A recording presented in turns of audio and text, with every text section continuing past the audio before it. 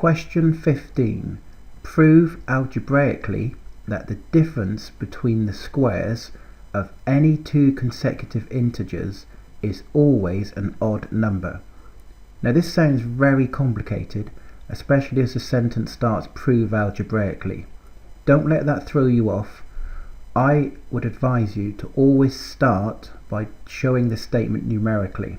So, prove that the difference between the squares of any two consecutive integers. So consecutive integers just means consecutive whole numbers, and I've decided to use 3 and 4.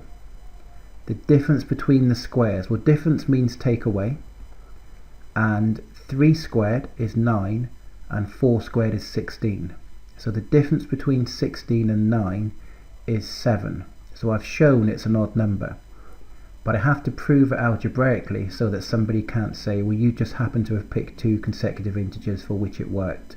So we're going to prove it algebraically. So I'm going to let the first integer be x, and the second one is going to be one more than that because they have to be consecutive, so it's x plus 1. Then I'm going to square them, so I've got x plus 1 times x plus 1, so we're seeing if I can expand two brackets, take away x squared. So this is the biggest one. This is the 4 squared becomes 16, take away 3 squared which becomes 9. Expanding two brackets becomes x squared plus 2x plus 1. If you use FOIL you get x squared plus x plus 1, take away x squared. Obviously x squared take x squared is nothing, and I'm left with 2x plus 1.